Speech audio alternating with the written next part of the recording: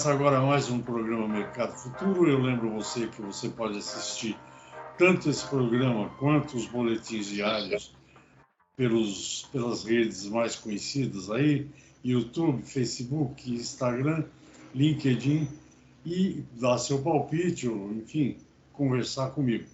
Bem, o assunto do programa de hoje é um assunto que dá prestígio, também dá encrenca, dá muita briga.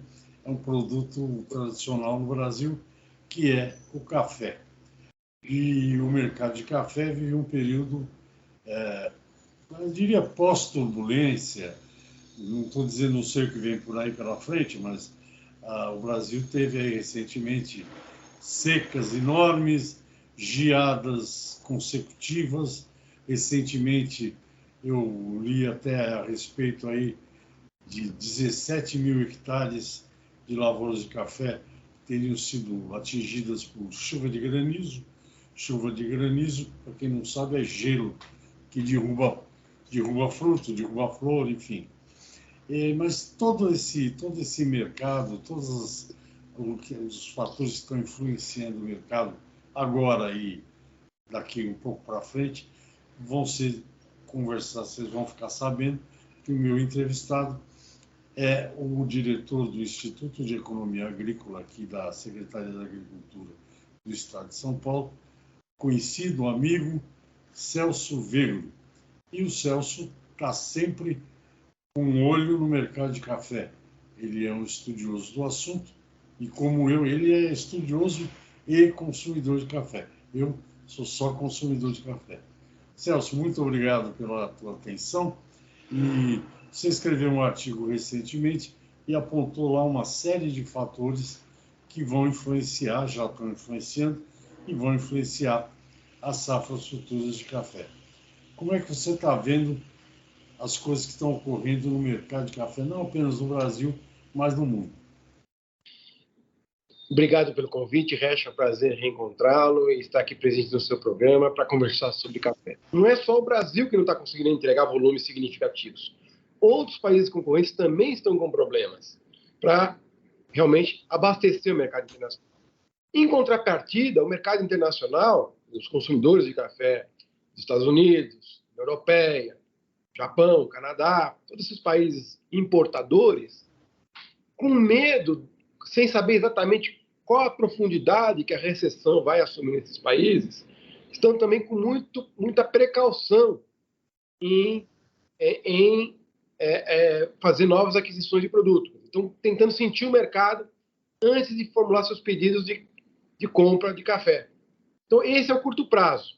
O Brasil, os outros demais países concorrentes, entregando cada vez menos café e entrando num momento bastante problemático agora em novembro, dezembro, janeiro, fevereiro, que é o auge da safra de café, principalmente pela diminuição dos embarques brasileiros, e os compradores internacionais sem saber exatamente como posicionar na gôndola do supermercado do seu produto, tendo em vista a profundidade da recessão que acomete vários países no mundo, né?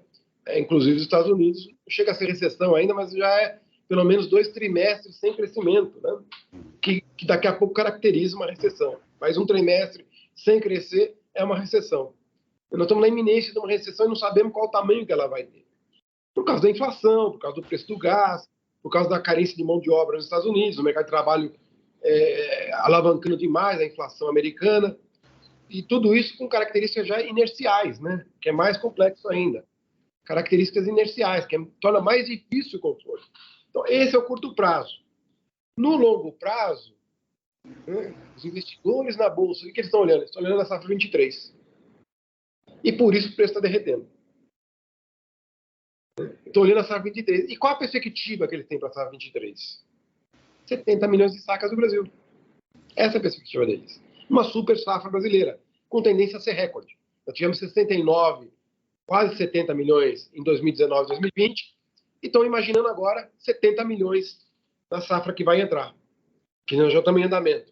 E o clima está favorecendo muito, Resch. A verdade tem que ser dita. Está chovendo bem, a temperatura está amena, a florada pegou, não a de agosto, a de setembro. Setembro foi 70% da florada, 30% foi em agosto, essa não pegou. 70% foi em setembro, essa pegou. né? Mas, apesar disso, nós temos uma série de questões que andam conjuntamente, a questão do clima, que podem nos deixar um pouco mais receosos, um pouco menos otimistas com o tamanho da safra. Foi aquilo que você relacionou, os itens que eu mostrei no artigo, né? Que depois eu vou até explicar o porquê do título, né? Não sei se você entendeu o título, mas o título é um provérbio da Bíblia, né? Que a frustração da esperança adoece o coração. Né? Depois eu relaciono no final do artigo que o coração é o bolso do investidor. Ele tem o coração no bolso. Né? Como eles estão prevendo uma super safra no Brasil, estão derretendo as cotações do café na bolsa. Entretanto, né, apesar do clima, apesar do pegamento, tem várias coisas acontecendo que podem não gerar a super safra que está estimada. Então, nesse artigo eu estou dizendo o seguinte, fundamentalmente, Resch, que a safra 22, 23 é maior que 20, 21, 22, mas menor que 19 e 20. Estou posicionando nesse range, né? Sem dizer qual é o número. Apesar disso, a gente tem trabalhado números, porque a gente participa de fóruns com outros consultores, cafeicultores de todas as regiões do Brasil, inclusive de Conilon, né? E a mensagem que chegou para a gente é que assim, as plantas ainda não têm um enfolhamento adequado para sustentar uma safra grande. Estou falando mais de café sequeiro, hein? Vamos lá. Os cafeicultores não estão ainda, apesar desses preços, em função dos custos elevados e as despesas que têm tido, principalmente aqueles que anteciparam a compra de fertilizante, estão com dificuldades agora. Assim, a rentabilidade não é alta, não está boa. Café que foi geado não foi podado ainda até agora. Café geado que deveria ter sido podado continua ainda lá e sem um trabalho adequado de manejo agronômico. Muita lavoura sem desbrota, né, que também é prejudicial para a produtividade. Bicho mineiro, que não era tradicional, que não era comum em várias regiões do país, que era uma coisa concentrada no cerrado. Hoje ele está muito mais disseminado e ninguém faz preventiva para bicho mineiro. Essa é a verdade. Só vai fazer a aplicação na hora que o dano já passou do limite econômico. As precipitações que tem havido, que são favoráveis para o desenvolvimento da planta, para o reenfolhamento, para sustentar essa safra, né? Ela prejudica as pulverizações e ninguém está conseguindo fazer ainda o controle adequado da ferrugem. Tem que entrar agora, até novembro, tem que estar com a primeira para controlar a ferrugem. Então, a gente vai relacionando vários aspectos, Vesh, e assim, deficiência séria de boro e zinco, né? Praticamente todas as lavouras sequeiras exibindo sinais de deficiência de micronutrientes, que é fácil corrigir via foliar, tal, mas são problemas, entende? Que a gente vai relacionando. E o zinco normalmente encurta o entrenódio. Então, isso diminui a capacidade de fixação de frutos, né? Então, juntando tudo isso, acho que não tem como falar numa super safra brasileira para 2022. As áreas de substituição de lavoura virando grão, você conversando antes do início do programa, isso é uma realidade. Já tem lavoura de soja e milho no sul de Minas, né? Já é perceptível pelas rodovias você chegar à lavoura de soja e milho onde era café. Né? Aqui na região centro-oeste paulista, o amendoim também entrando em área de café em rotação com cana. Então, gente, assim, falar em super safra no Brasil realmente é um despautério, e eu diria que a frustração dessa esperança internacional para com o Brasil vai doer no coração. Agora, com o aumento de plantio, quanto que se planta todo ano? Assim, Resch, tecnicamente, a gente recomenda trocar 5% da área todos os anos. Essa é a recomendação técnica. Mas no Brasil tem girado em torno de 3%, abaixo da recomendação técnica. Por quê? Porque é aquilo que eu estou te falando, as áreas que estão saindo do café não estão voltando para o café, estão indo para outras coisas, que são muito mais rentáveis. No passado, acho que 1 ano e meio atrás, eu escrevi um artigo, o resto se lembra dele, né? Brasil, uma grande Centro-América. Por quê? Porque a Centro-América é café de montanha, né? É todinho montanha. E a tendência do Brasil é cada vez mais empurrar a cafeicultura para de montanha, as áreas mecanizáveis virar grão. Por que isso? Né? Porque o cafeicultor sabe fazer conta.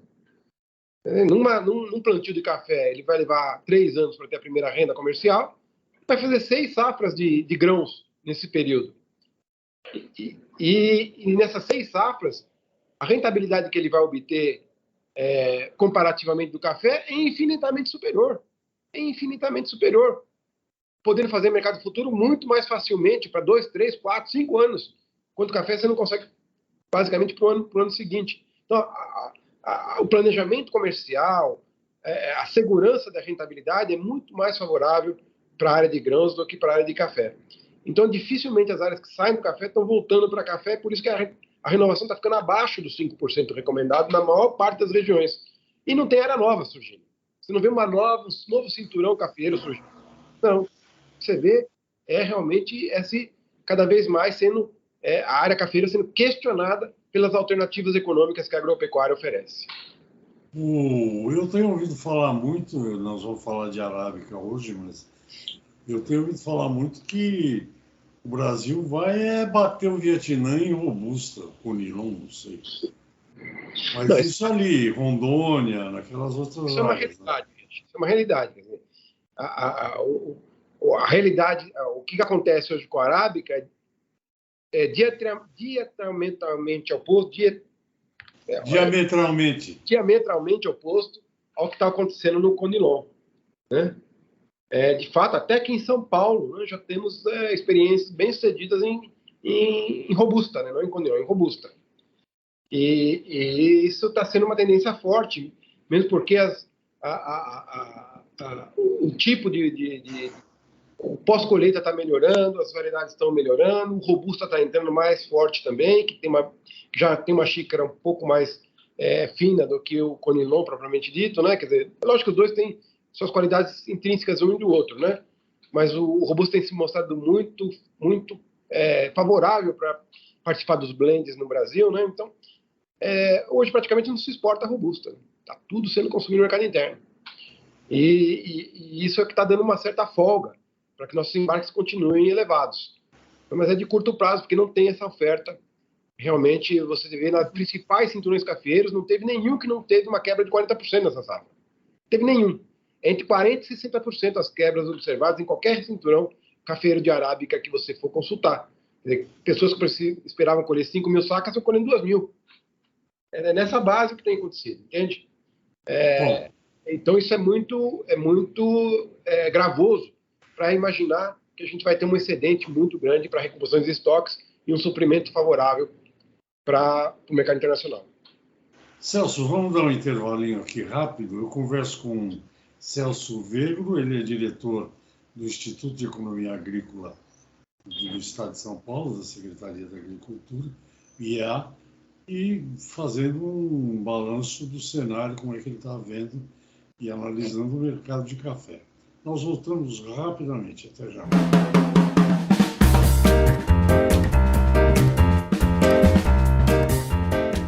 Ok, estamos de volta. Você assiste o programa Mercado Futuro. O assunto é café e o entrevistado, o diretor do Instituto de Economia Agrícola, Celso Vegro.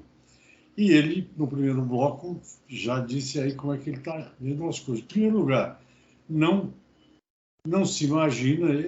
Eu tenho muito medo, Celso, de falar de safra de café. Porque fala-se, e aí chega lá, quando o Secafé solta o relatório dele, 3.400.000 sacas exportadas no mês.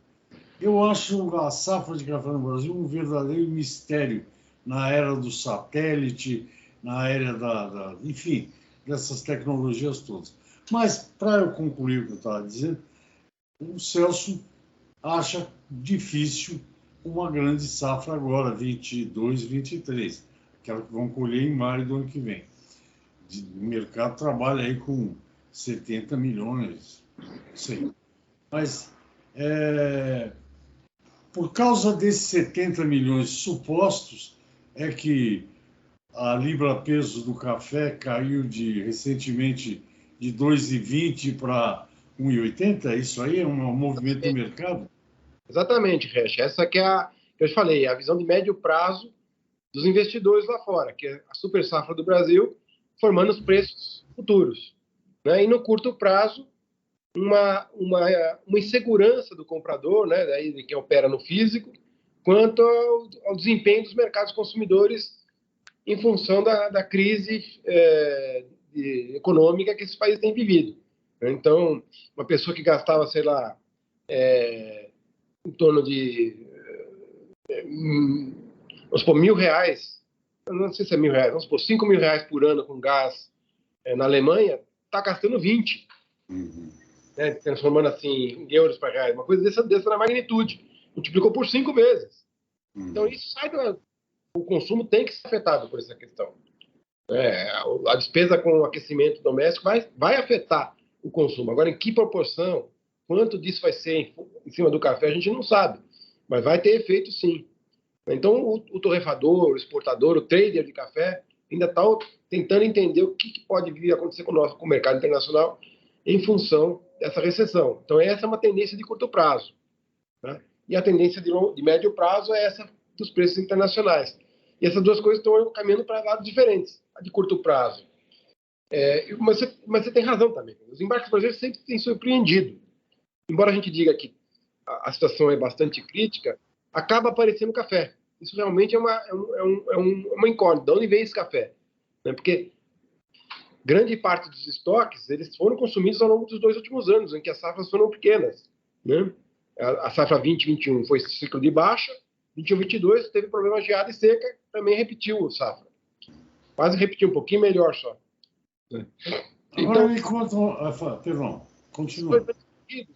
Não foram capazes de recompor estoque nenhum, né, tendo em vista as exportações e o consumo doméstico. Porque se tinha esperança na próxima safra. Mas ainda assim continua aparecendo café. Eu acho que aí tem também, né, Resch, assim,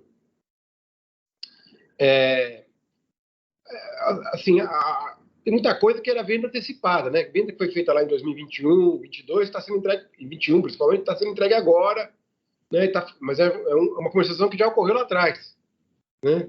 Que não é negócio novo, né? A gente precisa olhar um pouco agora os negócios novos, como é que estão sendo, em que volume eles têm sido feitos, né? Mas esse tipo de estatística não existe, a gente não consegue separar o que foi antes, o que foi depois, não dá para saber. Mas provavelmente grande parte desse volume que está sendo embarcado hoje foi negociado há 180 dias atrás.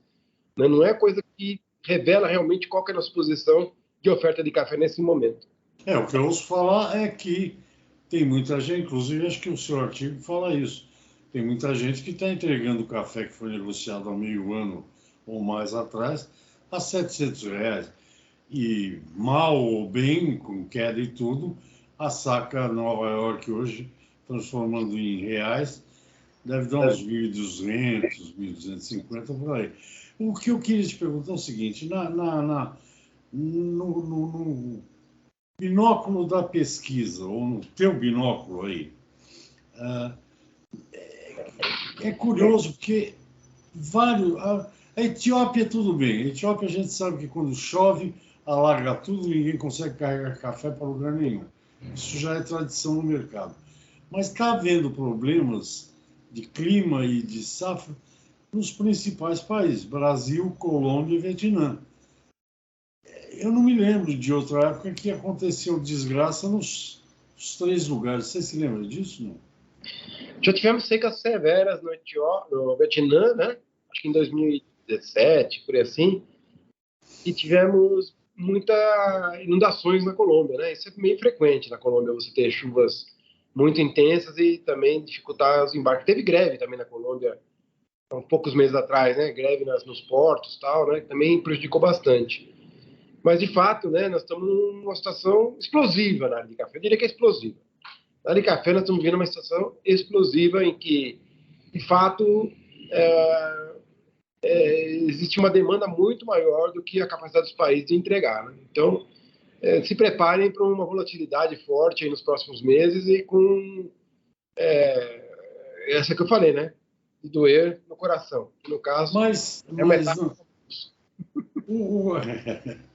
O café não vai deixar de ser cultivado, né? Na pior das hipóteses, vai diminuir a quantidade e vai aumentar o preço. É isso o quadro que eu enxergo, é isso? Não, certamente, mas tem que lembrar, né, Regis, que café é uma cultura perene. Você não consegue grandes movimentos com menos de 5 anos. O preço pode aumentar muito e não ter resposta de produção nos próximos 2, 3 anos. Né? Porque ele realmente depende de todo um ciclo vegetativo que é longo. Então, você só vai ter a primeira safra comercial numa lavoura bem formada depois de 3 anos, né? Então, o ciclo cafeiro é um ciclo muito elástico, né? Muito alongado. Então, essas sinalizações de preços demoram para repercutir em mais produção. Mas veja bem, Resch, onde é que tem área, com água, com clima, suficientes, necessários para o desenvolvimento da cafeicultura? Não se acha mais essas terras no mundo. Tem alguns bolsões ali no Quênia, alguma coisa ali nos países da Centro-América, uma coisinha ou outra, que é quase um quintal, né, de jardim, um quintalzinho de lavoura. Mas áreas assim, capazes de gerar uma oferta, né, grande, com qualidade, você só vai encontrar no Brasil. E o Brasil, como eu acabei de falar, as terras mecanizáveis estão em franca competição com outras lavouras, que não o café, né? Então, realmente, é um cenário bastante, uma sinuca que nós estamos tendo em café. Temos uma sinuca. O mundo precisa de café, as terras cultiváveis não vão prioritariamente para café, a maior parte delas estão aqui no Brasil, né, que tem clima e água suficientes e necessários para o desenvolvimento da lavoura, mas não estão indo para café, e disso a gente repercute que o cenário é explosivo, isso que eu estou falando. Agora, me conta, eu não sei, mas deve ser o Cerrado Mineiro, um produtor lá, médio, digamos, ou grande, com todo o investimento que ele tem, tratorzinho para mexer o café, enfim, todos os investimentos que ele fez, ficou 3 anos, digamos, só botando dinheiro lá, né? Porque só vai dinheiro. Adubo, remédio e diabo. É difícil a conversão. Tudo bem, dá para fazer a conversão para grão, mas é uma travessia complicada, não é? Isso chama-se aprendizado tecnológico, né? Realmente, as conversões não são simples nem triviais. Não é uma coisa trivial. Exige realmente uma curva de aprendizado. Mas, Resch, lembra sempre que tem toda uma postura de arrendamento, né? Por exemplo, aqui em São Paulo, o amendoim é todo arrendado. Ninguém tem terra, né? Todo arrendamento. Então, essa possibilidade do arrendamento permite acessar rapidamente essa modalidade de grãos sem precisar experimentar uma curva de aprendizado muito alongada, né? Então, vai levar 4, 5 anos para aprender a mexer com soja de milho, mais ou menos, isso vai precisar. Mas no arrendamento você permite chegar mais rápido nesse ponto. É lógico que tem todos os seus problemas, tem que ter um bom contrato, né? Não sei, tem muita área que não, precisa desenvolver esses arrendatários, né?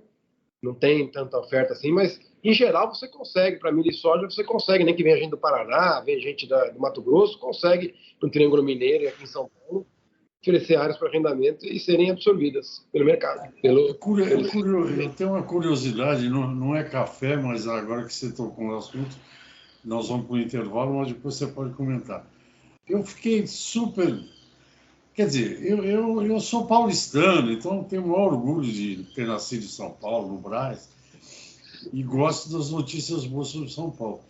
Eu descobri, por exemplo, que São Paulo é o maior produtor brasileiro de amendoim e ninguém tem terra. Eles vão lá no canavial e plantam amendoim. Eu descobri também, acho que informação do teu instituto aí que você dirige, que algumas cooperativas do Paraná estão vindo de São Paulo, porque eu vi que a produção de soja em São Paulo está aumentando significativamente. Eu vi que as cooperativas lá, acho que a Coama principal, está vindo aqui em São Paulo, em terra que vai replantar cana, sei lá o quê, planta soja. São Paulo também era um produtor de soja, também sem terra, é arrendado. Isso é curioso, né? Não é muito antigo, é recente esse tipo de coisa, né? Por quê, né, Resch? Por que isso acontece?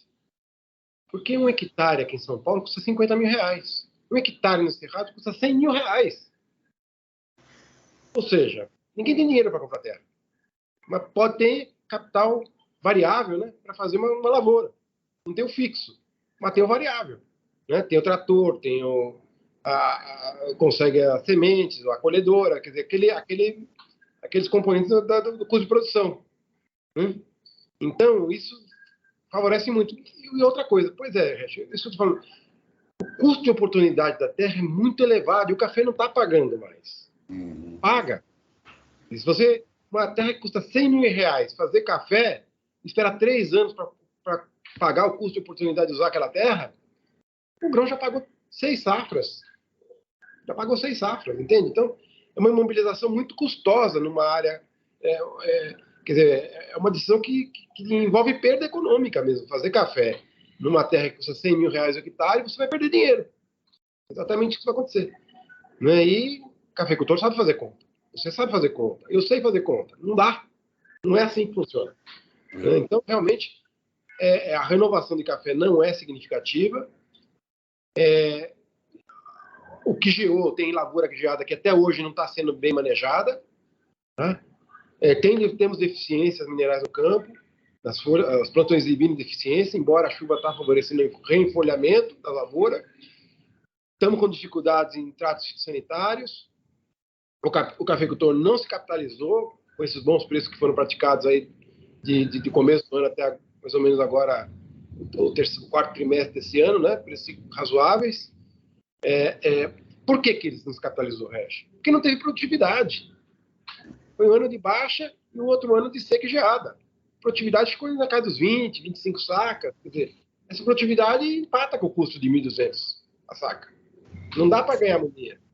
Então, quer dizer, são coisas que a gente tem que pôr na balança antes de falar que o Brasil vai produzir uma super safra de café, né, para recompor todos os estoques e atender todo mundo que precisa do produto. Eu tenho uma receita, mas eu vou chamar um intervalo. Eu converso com o pesquisador científico Celso Vegro, atualmente diretor do Instituto de Economia Agrícola, IEA, o prestigiado Instituto da Secretaria da Agricultura, um dos, né, da Secretaria da Agricultura de São Paulo. Nós vamos ao intervalo e voltamos já. Fique aí.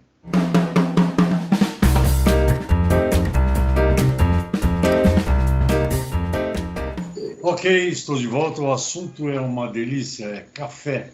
Se bem que a situação da cafeicultura está com uma série de problemas. Como o Celso está explicando, a produtividade média brasileira é bem maior do que 20 sacas, né, Celso? É uns 40 por aí, né? Ano de alta chega até a ser mais. Bom, mas vamos que 45 por aí. Então, a produtividade está ruim. Eu só enxergo de um jeito, Celso.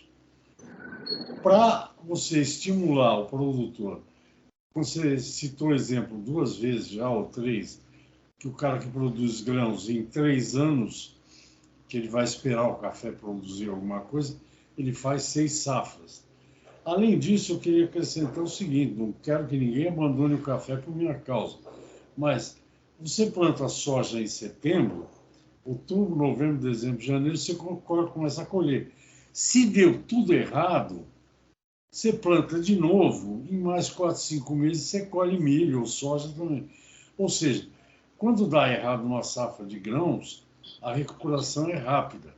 Quando dá 2 geadas seca no café, a recuperação demora. Parece aqueles caminhões enormes na subida. Se bem que hoje os caminhões vão mais depressa que carro. A minha saída é a seguinte, Celso: é pagar mais, em vez de 2 dólares e 20 a libra-peso de Nova York, o mercado cair na real e começar a pagar 3, 4 dólares por libra-peso. A gente entra em outro campo agora, Resch. Vou dizer qual é esse campo. Como pensam os donos do dinheiro? Qual é a mentalidade daquele que tem dinheiro no bolso para ser investidor de bolsa? O que eu faço para valorizar meu patrimônio? Para onde que eu direciono meus investimentos? Bom, o que a gente descobriu nos últimos meses, nos últimos 6 meses, é que a economia que antes estava direcionada para o ambiente imaterial, ou seja, o ambiente digital, né, ruiu. Toda a economia está voltada para quê? Para os bitcoins. O que virou isso? Pô, sumiu, não vale mais nada. Quem tinha bitcoin no bolso, perdeu tudo. Elas desapareceram. Algumas valeram zero mesmo. Né? Em menos de um ano, estavam lá no pico, virou zero. Inclusive as que estavam lastreadas em dólar. Descobriu o quê? Que a economia precisa de uma materialidade. Sem materialidade, você não tem realmente condições de preservar patrimônio. E onde está a materialidade? É nas mercadorias. Elas que são materialidade para uma economia, para você conseguir defender seu patrimônio. E o café é um ativo financeiro tangível. É um ativo financeiro tangível. Ou seja, é uma oportunidade de valorizar patrimônio diferente da economia digital, dessas coisas que já teve a quebra lá das Nasdaq lá atrás, 20 anos atrás, agora teve a quebra das Bitcoin, 2 vezes já seguidas, né? Seguidas não, transcorrido esse espaço de tempo. Então, a materialidade se firmando como algo extremamente relevante para você defender patrimônio. E por outro lado, agora, mais um componente, Resch. O mundo inteiro está experimentando uma inflação que há 40 anos não se via. O mundo inteiro. Não é só o Brasil, o mundo inteiro. E com características inerciais, que eu falei lá no começo, né? Que vai ser difícil controlar agora. Que agiu muito tarde, para combater essa inflação, tarde demais. Ela assumiu o caráter inercial, ou seja, ela anda por si só agora. Então, o que acontece? Buscar a valorização do patrimônio com moeda, está sendo corroída pela inflação, não me parece uma decisão acertada. Você não vai conseguir defender seu patrimônio apostando em moeda. Então, para onde se dirige, então? Para as mercadorias. As mercadorias estão tendo essa capacidade. Né? Inclusive porque uma das alavancas da inflação é a escassez de mercadorias.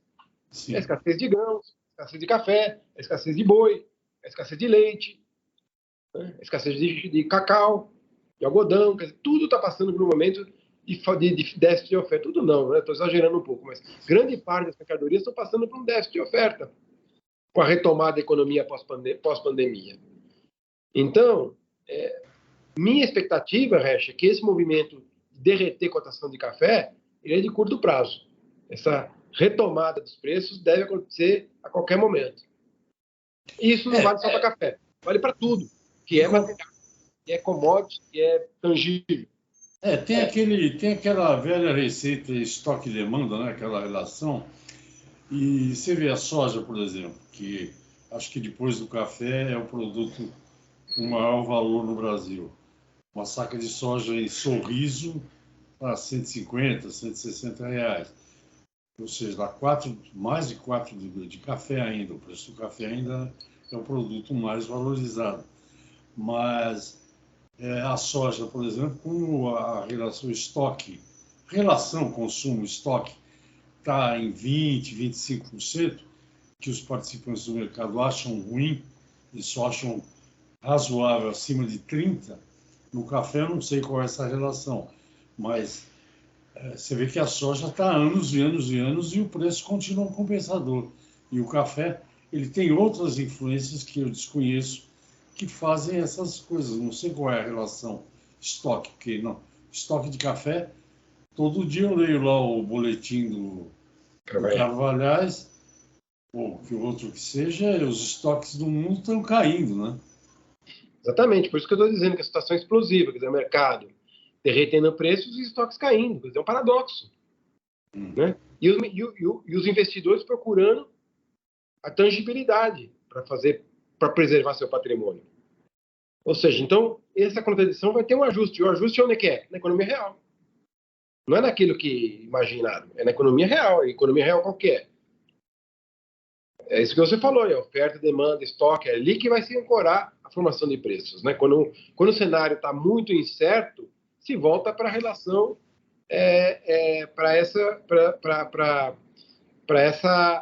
digamos, os fundamentos, né? Se volta para os fundamentos do produto, quando a insegurança aumenta. Né? Quer dizer, lógico que nesse momento nós temos guerra lá no quintal da Europa, nós temos o problema da inflação, o problema do gás, o problema não é gás, né, dos hidrocarbonetos em geral. Né? Tem problemas logísticos no mundo, ainda temos problemas logísticos.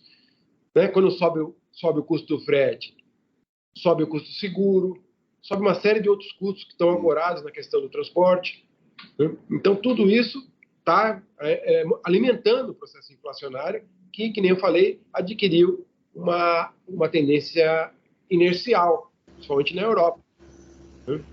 Então, e se for decretada uma recessão até o fim do ano, isso a gente já vai ter clareza, de fato, a gente... essa questão, né, Resch? Exatamente. A inelasticidade do café vai ser um escudo protetor contra a recessão, né? Ou ele vai ser afetado também? Essa que é a incógnita. A inelasticidade, normalmente, a inelasticidade do café preserva o produto. Nós tivemos exemplos da crise da Espanha, da Grécia, onde teve uma crise severíssima nos anos 2000, 2010, por aí, né? 2010, 2011. Uma crise muito profunda na Grécia, na Espanha, em Portugal, e o consumo não caiu de café nesses países. Porque a inelasticidade dele preservou o produto. Né? Quer dizer, mesmo as pessoas tendo uma renda deprimida, né, continuaram consumindo café.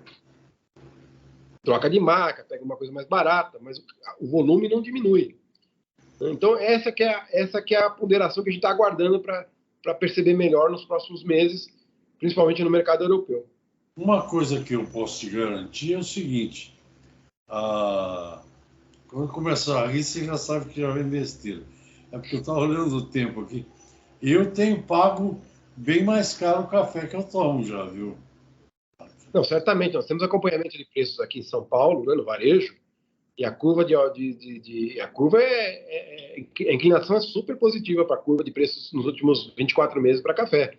Pode pegar no site do IA, lá tem a cesta de mercado do café em pó, 500 miligramas, 500 gramas. A curva é ascendente, né? Teve aí mais de 40% de aumento nos últimos 24 meses. Não sei o cafeicultor, mas a indústria está ajeitando, está acertando os preços. Celso, o nosso tempo está acabando. Você quer acrescentar alguma coisa para concluir? Não, ou ficamos para a próxima conversa? Podemos fazer uma próxima conversa com o seguinte tema.